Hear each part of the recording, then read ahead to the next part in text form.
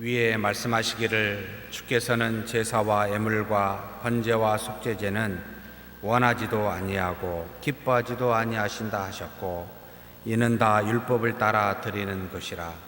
그 후에 말씀하시기를 보시옵소서 내가 하나님의 뜻을 행하러 왔나이다 하셨으니 그 첫째 것을 폐하심은 둘째 것을 세우려 하심이라. 이 뜻을 따라 예수 그리스도의 몸을 단번에 드리심으로 말미암아 우리가 거룩함을 얻었노라. 제사장마다 매일 서서 섬기며 자주 같은 제사를 드리되 이 제사는 언제나 죄를 없게 하지 못하거니와 오직 그리스도는 죄를 위하여 한 영원한 제사를 드리시고 하나님 우편에 앉으사 그 후에 자기 원수들을 자기 발등상이 되게 하실 때까지 기다리시나니 그가 거룩하게 된 자들을 한 번의 제사로 영원히 온전하게 하셨느니라. 또한 성령이 우리에게 증언하시되 주께서 이르시되 그날 후로는 그들과 맺을 언약이 이것이라 하시고 내 법을 그들의 마음에 두고 그들의 생각에 기록하리라 하신 후에 또 그들의 죄와 그들의 불법을 내가 다시 기억하지 아니하리라 하셨으니 이것들을 사하셨은즉 다시 죄를 위하여 제사 드릴 것이 없느니라. 세상에서 가장 아름다운 것이 무엇이라고 생각하십니까? 여러 것을 이야기하지만 세상에서 말한 미, 아름다움은 사실 하나님입니다. 하나님에게서 그 아름다움이 나와 우리가 생겼고 천지 만물이 생겼습니다. 그래서 가장 아름다운 분은 하나님이요, 두 번째로 아름다운 것은 하나님을 닮은 인간이요, 세 번째로 아름다운 것은 하나님이 만드신 다른 피조물입니다. 네 번째로 아름다운 것은 인간, 하나님의 형상을 따라 만든 인간이 만들어낸 것, 무엇이죠? 예술이라는 표현으로도 하고 음악 또는 악기, 수많은 이 땅에 사람이 하나님의 형상을 닮은 우리가 무언가를 드러내는 것이 네 번째 아름다움이라고 표현합니다.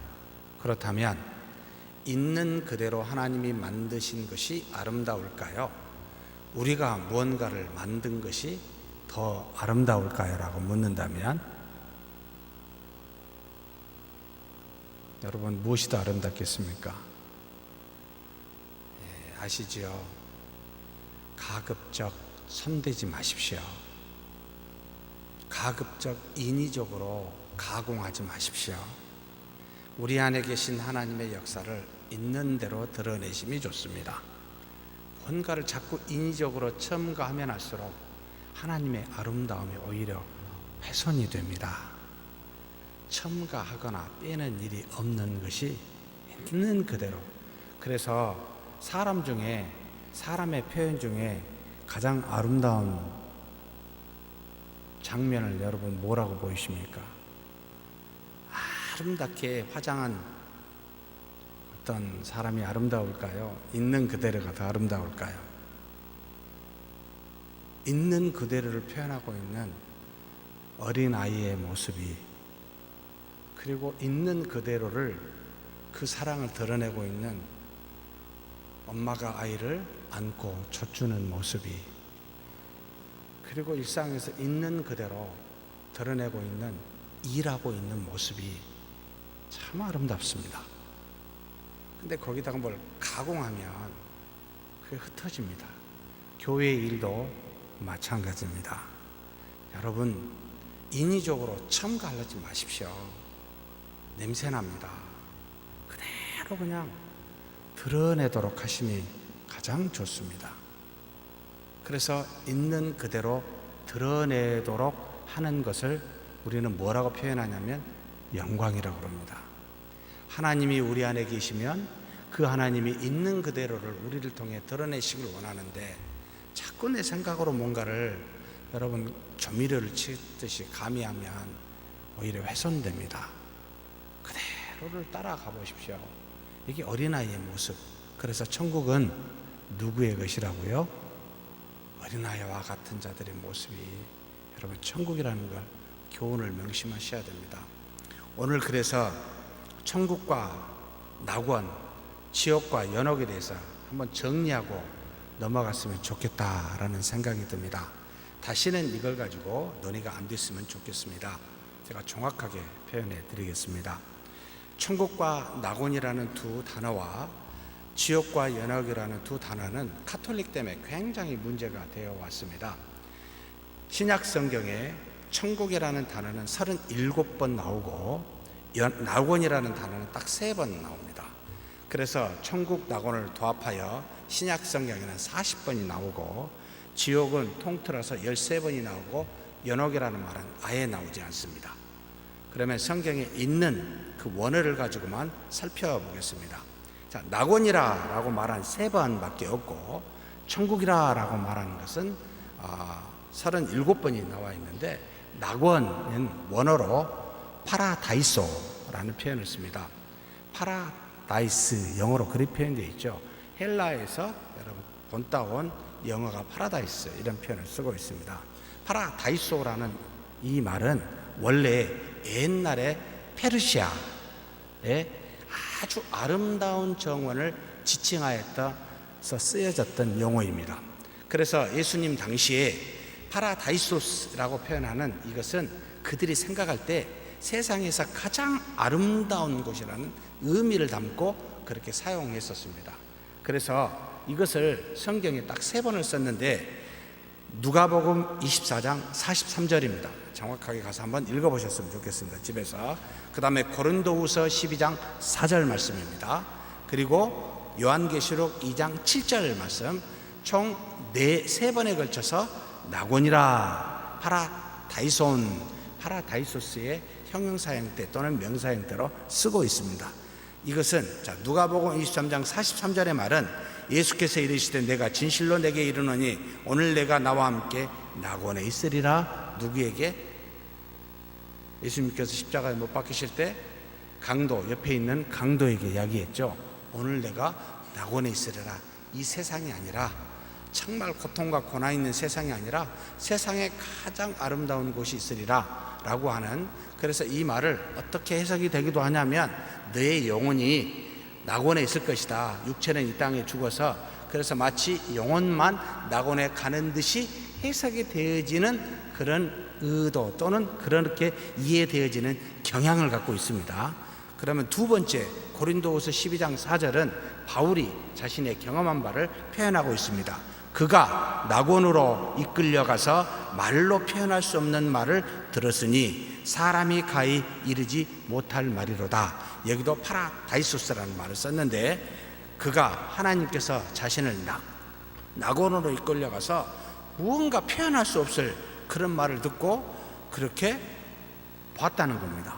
이것은 아주 자세하게 바울이 쓰지 않아서 모릅니다만 신비한 경험을 한 내용을 지금 표현해주고 있습니다. 그의 영혼이 갔는지 그의 육체를 따라 함께 갔는지는 알 수 없지만 이 세상에서는 도저히 보거나 들을 수 없었던 그와 같은 것을 그 낙원에 가서 듣고 왔다, 보고 왔다, 이렇게 지금 표현하고 있는 내용입니다. 이것도 이 세상의 어떤 것과 차이가 있는 걸 말합니다. 요한계시록 2장 7절 말씀은 에베소 교회를 향하여 하나님의 심판이 어찌할지를 이야기하고 그 다음에 한 말씀입니다. 2장 7절, 귀 있는 자는 성령이 교회들에게 하시는 말씀을 들을지어다. 이기는 그에게는 내가 하나님의 낙원에 있는 생명나무의 열매를 주어 먹게 하리라. 문제가 있는 에베소 교회에 7교회 중에 이 에베소 교회를 향하여 권면하고, 그리고 이것을 이기게 되면 너희는 나중에 낙원에 있는 그 생명나무를 먹게 하리라. 굉장히 어려운 표현입니다. 이 땅에 있지 아니하는 그 어떤 곳에, 아름다운 곳에 있는 생명나무를 먹게 하리라. 다른 말로 표현하면, 좀 쉽게 말하면, 모든 이 땅의 죄를 너가 이기게 되면 너는 영생을 얻게 될 것이다, 이런 표현을 하고 있습니다.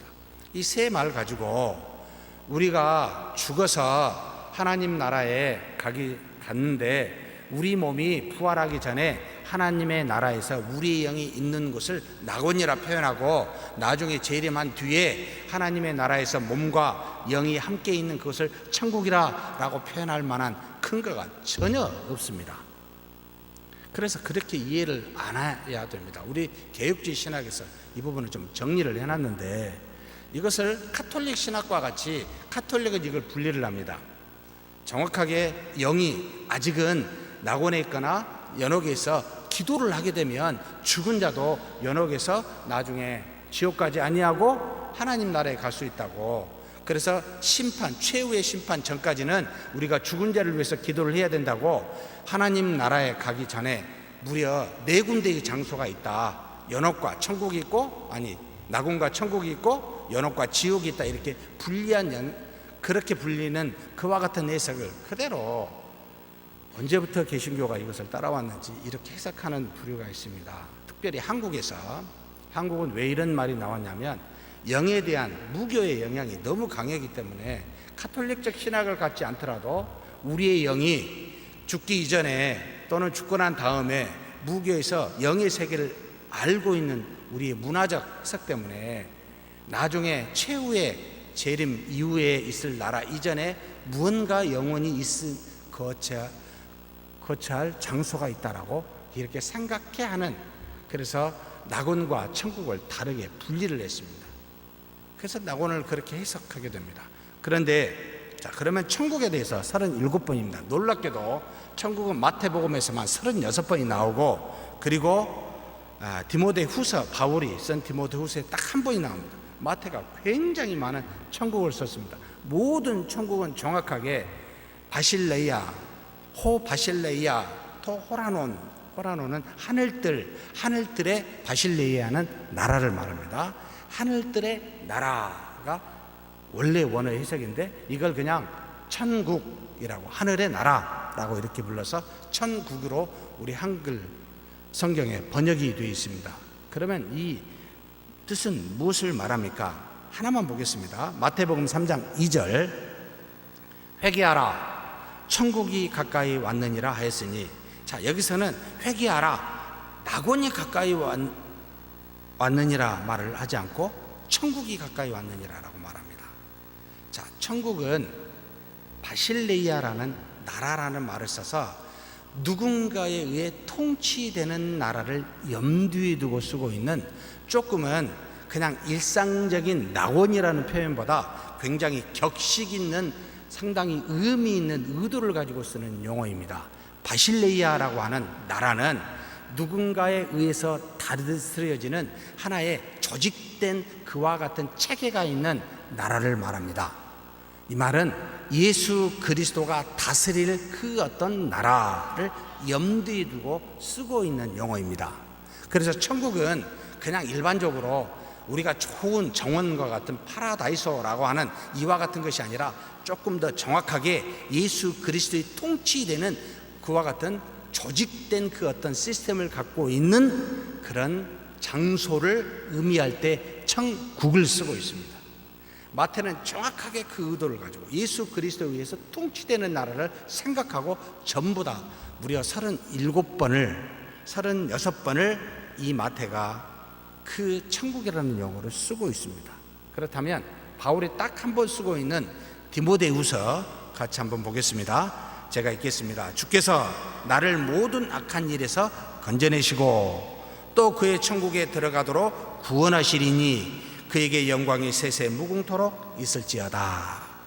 또 그의 천국에, 바울도 천국이라는 말을 쓰기 전에 오토라는 말을 썼는데, 예수 그리스도의 천국이라는 말을, 그의 천국이라는 말을 써서 그리스도가 통치할 그 어떤 나라를 염두에 두고 그렇게 이야기하고 있습니다. 그래서 천국은 여러분 낙원하고 같은 용어인데, 낙원이라는 말은 상당히 일상적인 용어로 이 땅의 어떤 것과 다른 좋은 장소를 말할 때 낙원, 천국은 그리스도가 통치하는 그 어떤 나라를 염두에 두고 쓸 때 천국 이렇게 쓰고 있습니다. 도합 40번을 신약에서 쓰고 있습니다. 그래서 이 문제 가지고 분리를 시켜서 다른 장소라고 이해하면 좀 곤란하게 됩니다. 이 문제 때문에 잘못되는 경우들이 상당수 우리 앞에 믿음의 선조들, 학자들 중에도 있습니다. 지금 생존한 분도 계셔요. 부끄러워서 이야기를 제가 안 할 뿐입니다. 이것은 이렇게 정리가 돼야 됩니다. 이미 연구된 부분이고 놀랄 만한 얘기도 아니고요. 너무나 카톨릭에서 이렇게 해왔기 때문에 개혁주의에서 이걸 분명하게 다 규명해 놓은 신학적 사실입니다. 그 다음에 지옥에 관한 것은 의문의 여지가 없어요. 연옥이라는 말을 어디 써본 적이 없어요. 전부 다 지옥은 총 13번을 신약 성경에서 쓰고 있습니다. 마태복음 5장 22절 대표적으로 하나만 보겠습니다. 나는 너희에게 이르노니 형제에게 노하는 자마다 심판을 받게 되고 형제를 대하여 나가라 하는 자는 공회에 잡혀가게 되고 미련한 놈이라 하는 자는 지옥불에 들어가게 되리라. 여기서 지옥불이라고 텐 게하난이라는 말을 썼습니다. 게하난을 전부 다 지옥이라는 말을 썼는데 텐 게하난 투 푸포스, 푸로스는 불을 말하는데 불이 있는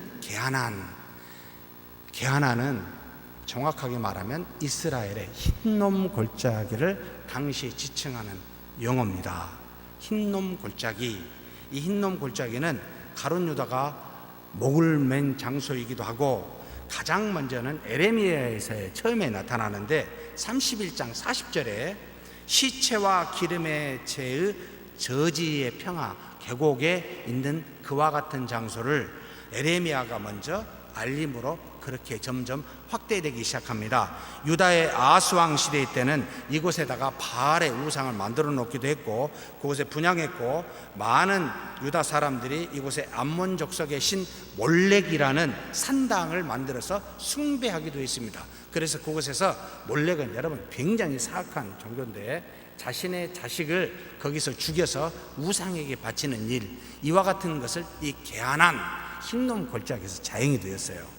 그래서 구약 시대부터 이 흰놈 골짜기는 굉장히 부정적 의미, 피 또는 제사, 우상과 연결되어져 있는 생각을 갖고 사용했었습니다.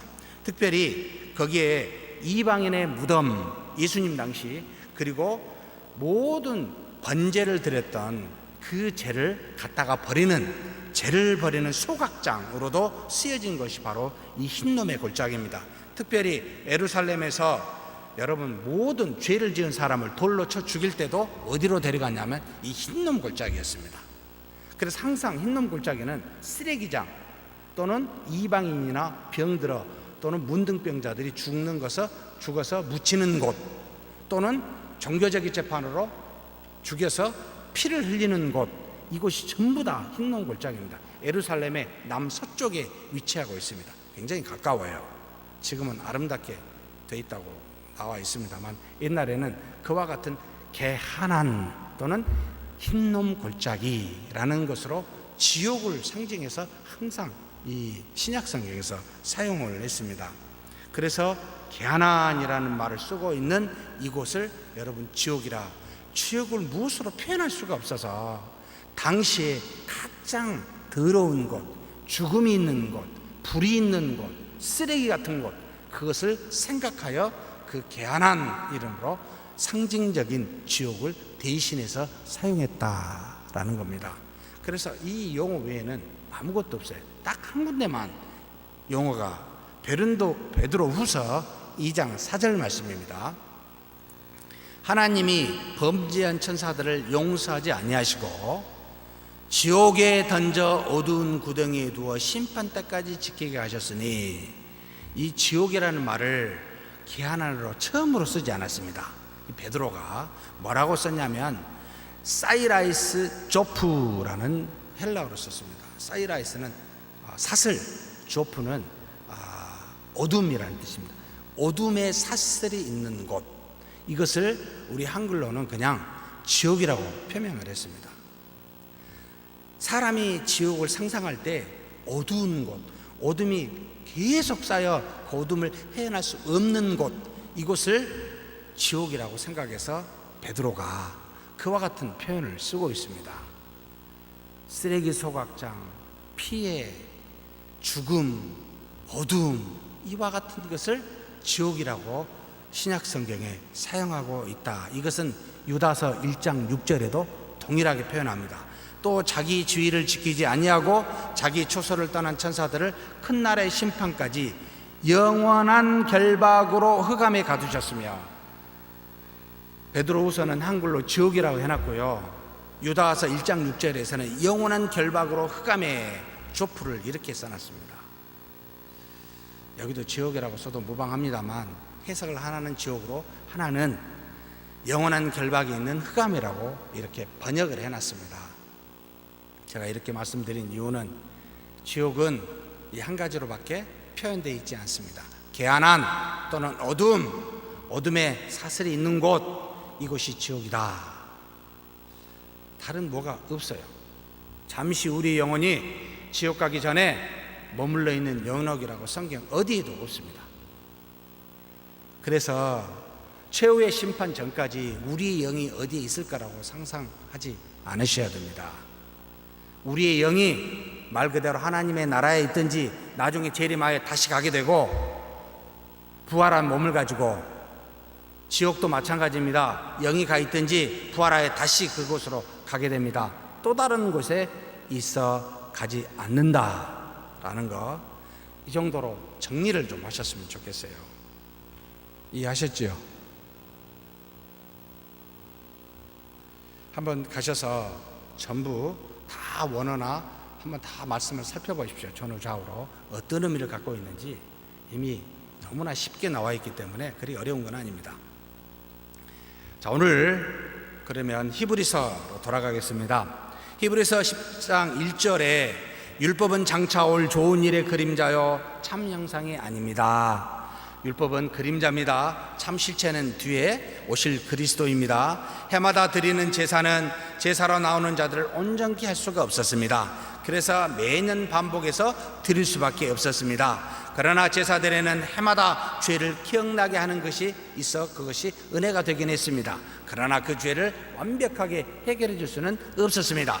그래서 황소와 염소의 피가 능히 죄를 없이 하지는 못했습니다 라고 바울이 먼저 이야기하고 난 다음에 10장 5절에서 7절 말씀을 가지고 시편 40편의 6절을 인용하며 이야기합니다. 주께서 내 귀를 통하여 내게 들려주시기를 제사와 예물을 기뻐하지 아니하시며 번제와 속죄제를 요구하지 아니하신다 하신지라. 그때 내가 말하기를 내가 왔나이다. 나를 가리켜 기록한 것이 두루마리 책에 있나이다. 나의 하나님이여 내가 주의 뜻 행하기를 즐기오니 주의 법이 나의 심중에 있나이다 하였나이다. 결국 예수님께서 이 땅에 오실 때에 드려지는 제사와 그리고 예물을 기뻐하지도 원하지도 아니하시고, 그래서 자신이 온전하게 그 하나님의 뜻을 행하려고 오셨다. 시편에 미리 우리에게 기록하여 말씀해 주셨다를 밝히고, 오늘 8절에서 읽은 8절에서 10절 말씀은 이렇게 그냥 번역해서 해석하시면 좋겠습니다. 한번 제가 읽겠습니다. 위에 말씀하기를, 시편에 인용한 40편의 6절 말씀입니다. 죄에 대한 제사와 예물과 번제를 원하지도 기뻐하지도 아니하시며 그것들은 율법을 따라 드려지는 것이라 하셨다. 그래서 그때 말씀하시기를 보시옵소서, 예수님께서 하나님께 말씀하시는 겁니다. 보시옵소서, 내가 당신의 뜻을 행하려고 왔나이다. 내가 두 번째 것을 세우기 위하여, 곧 자신을 통해 믿음을 세우기 위하여 첫 번째 것 율법을 폐하나이다 라고 하셨다. 10절에 이 뜻 안에서, 이와 같은 뜻, 하나님의 뜻 안에서 예수 그리스도의 몸을 단번에 들이심으로 말미암아 우리가 거룩함을 얻었노라. 이해가 되셨죠? 더 말하면 잔소리가 되겠지요. 자, 그런데 이렇게 말씀하실 때 이와 같은 말씀 속에 한 세 가지를 교훈하고 있습니다. 첫 번째는 첫째 것인 율법이 온전하지 못하여 능히 죄를 없이 하지 못하기에, 그래서 하나님께서 제사와 예물을 원하지도 기뻐하지도 않으셨기에 하나님께서는 당신의 아들 예수 그리스도를 이 땅에 보내셨습니다. 그런데 그냥 보낸 게 아니고 먼저 두루마리 책에 그를 가리켜 기록하였습니다. 이 두루마리 책은 당시에 뭘 말하겠습니까? 그들이 가지고 있었던 구약의 율법을 말합니다. 예언서를 말합니다. 이 책에 미리 기록하여 가르쳐 주셨습니다. 온전하지 못한 율법, 그래서 뒤에 온전하게 될 두 번째 그 믿음의 법을 세우기 위하여 그 온전하지 못하였지만 미리 그리스도에 대해서 두 번째 것을 가르쳐 주셨습니다. 그렇다면 이제 오셔서 무슨 일을 한다고 가르쳐 주셨을까요? 기록하였을까요? 하나님의 뜻을 행할 거라고. 하나님의 뜻은 뭡니까? 데살로니가전서 4장 3절입니다. 하나님의 뜻은 이것이니 너희의 거룩함이라. 우리의 거룩함이라는 겁니다. 세상 곧 저주받은 죄로 인하여 사망이 있고 하나님으로부터 저주받은 세상과 구별되게 하는 것, 뭘 말하겠습니까? 그리스도와 같이 하나님 아들 되게 하는 것을 말합니다. 그 하나님의 뜻은 우리를 거룩하게 함입니다. 다른 말로 말하면 죄에서 구원함을 받게 하는 것이다. 그래서 이와 같이 하나님의 뜻을 행하러 왔나이다. 어떻게 행했습니까? 고난받고 죽으사 3일 만에 부활하심으로 바로 우리에게 구원이라는 거룩함을 선사해 주셨습니다. 무능한 첫 번째 모세의 율법의 효력을 그래서 폐하시고 그리스도의 십자가의 대속으로 말미암은 두 번째 믿음의 법, 믿음의 의를 세우셨습니다. 세우시기 위하여 그렇게 오셨습니다 라고 말합니다. 그래서 이 뜻을 따라 예수 그리스도의 몸을 단번에 희생함으로 우리에게 거룩함을 주셨습니다. 이 표현을 지금 바울이 하고 있습니다. 그래서 11절에서 14절까지 11절에서 14절 제가 공독해 올리겠습니다. 한편으로 모든 제사장들은 서서 섬기며 같은 많은 제사를 드렸으나 왜 그랬습니까? 한 번에 안 되니까 매년마다 다시 서서 했으면 했어요. 언제나 죄를 없이 하지는 못했습니다. 그러나 그는 예수 그리스도를 말합니다. 죄를 위해 영원한 이 한 제사를 드림으로 하나님의 우편에 앉으셨습니다. 그 후로는 그렇게 단번에 지신 제사를 드린 후로는 자기의 원수들이 자기 발등상이 되게 하기까지 기다리십니다. 재림을요. 그는 한 번의 제사로 거룩하게 된 자들을 영원히 온전하게 하셨습니다. 구약의 제사는 우리의 죄를 온전히 없애하지 못하였기에 우리의 죄를 위해 그리스도는 단번에 드리는 제사로 두 가지를 했다는 겁니다. 이 제사는 몇 번 드렸어요? 한 번요. 그런데 효력이 어때요? 영원하다는 겁니다. 지속적이라는 겁니다. 그래서 제사장들이 매년 드리는 제사와 같지 않더라는 겁니다. 한 번 드림으로 영원히 모든 문제를, 우리 죄를 없이 할 수 있는 능력이 되어 그 효력이 지속적이기 때문에 단번에만 드려도 됐습니다. 그리고 그렇게 드림으로 어디로 가셨어요? 하나님의 보좌 우편에 가셨습니다. 도대체 보좌는 어디 있고 보좌 우편은 또 뭡니까? 라고 이렇게 깊이 있게 생각하면 머리가 아프기 시작합니다. 그냥 하나님이 계신 곳 가까이, 아버지 하나님이 계신 가까운 곳에 가셨습니다 라는 겁니다. 단번에 제사를 한번 드리고 그대로 하나님 보좌에 가셨습니다. 그래서 이 제사의 효력은 어떻게 됩니까? 거룩하게 된 자들, 하나님이 택하여 속량으로 거룩하게 된 자들에게 무엇을 선사했어요? 영원히 온전하게 했습니다. 영원히 온전하게 했다, 이 말은 우리가 온전한 사람이 되었다라는 말이 아니라 우리의 죄를 단번에 쓰심으로 하나님께서 더 이상 심판할 만한 그런 존재가 아닌 하나님 앞에서 하나님의 자녀로 쓸 수 있는, 인정받을 만한, 그래서 우리가 칭의라고 말하는데 의롭다 칭함을 받을 만한 그와 같은 존재로 만드셨습니다. 그래서 이 한 번에 드린 속량은 우리를 영원히 온전하게, 그래서 거룩한 자로 만드는 효력을 주셨습니다. 뿐만 아니라 보좌 우편에 계신 그 하나님은 또 무엇을, 어떤 효력을 줍니까? 거룩한 자들에게는 영원히 온전함을 주고 원수인 자들에게는 어떻게 돼요? 하나님께서 그 아들이 자기의 발등상이 되기까지 하셨다. 무슨 말입니까? 그리스도께서 발로 밟을 만한 심판의 대상이 되게 하셨다는 뜻입니다. 택한 자들에게는 영원히 거룩하게 하셨고, 예수님의 원수들에게는 그 발 아래 꿇어 엎드려 심판할 만한 대상이 되게 하신 것이 이 땅에서 단번에 제사를 드리사 영원히 보좌 우편에 앉아 계신 그리스도께서 나중에 보여주실 혈액이라는 뜻입니다. 믿으십니까? 그러면 우리는 두 가지를 좀 해야 됩니다. 하나는 우리 자신의 죄 중에 사함을 받지 못할 죄가 있습니까? 없습니까? 없잖아요.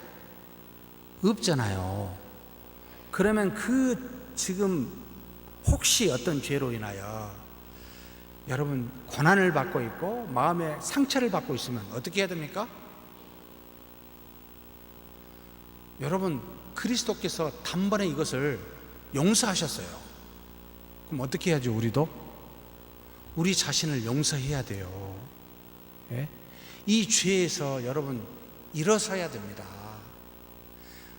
나중에 보면 기억지도 아니하신다 합니다. 이 죄에서 일어나십시오. 자유로우십시오. 더 이상 죄의 종이 되지 마십시오.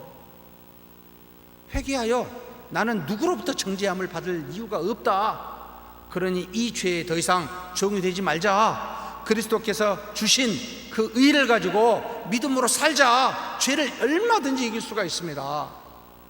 용서함 받은 죄라는 겁니다.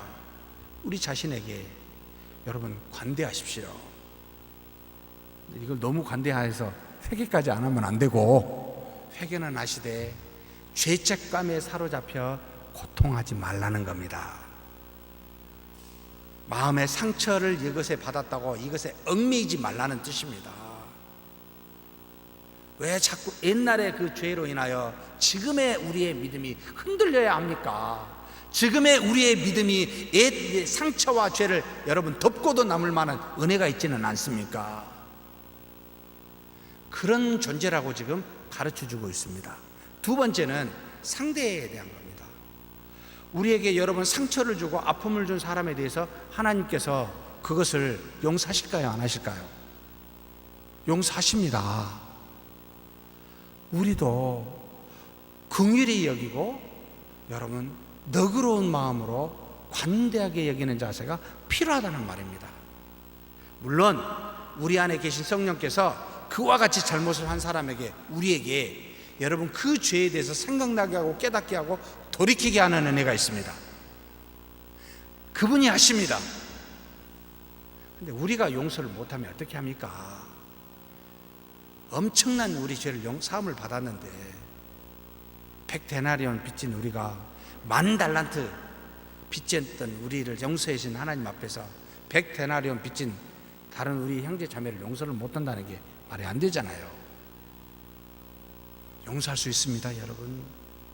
특별히 우리 교회는 이 용서함이 너무나 필요합니다. 너무나도 필요합니다. 자꾸 옛 잘못을 이야기해서 용서하지 못한 마음 갖고 계시사 단단한 마음을 갖고 있습니다. 돌 같은 마음을 갖고 절대로 안 된다는 겁니다.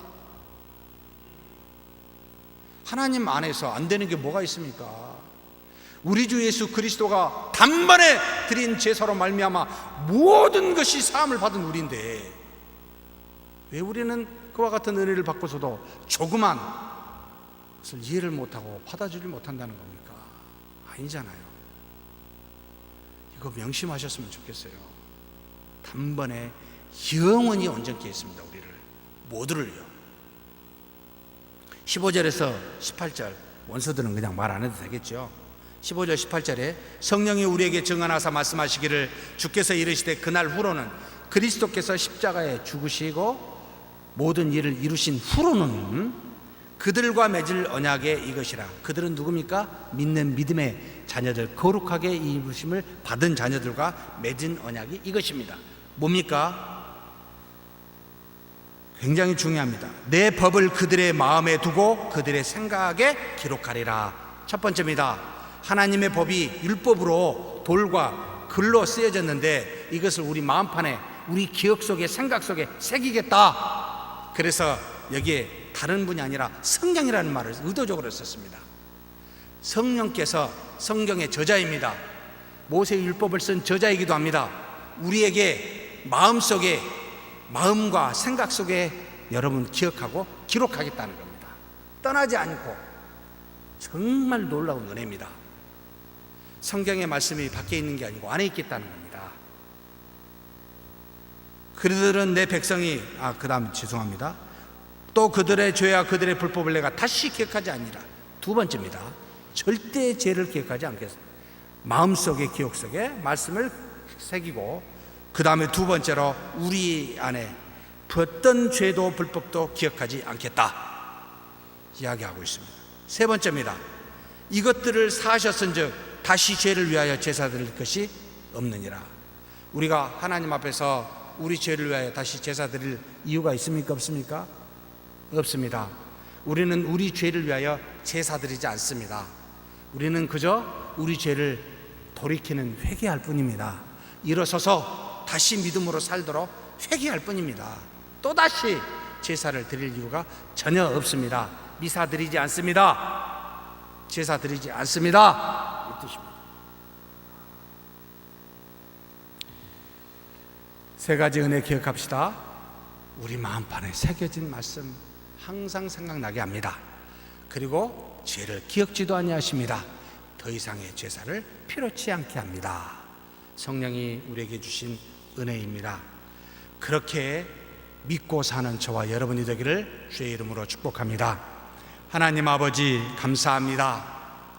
우리가 단번에 드려진 주 예수 그리스도의 성량으로 말미암아 이제는 우리가 그리스도 안에서 온전한 거룩한 자가 되었은즉 우리 스스로 우리 안에 있는 죄를 하나님 용서하게 하시고 우리 형제의 죄를 관대하게 긍휼히 여기사 용서하는 우리가 되게 하여 주옵소서.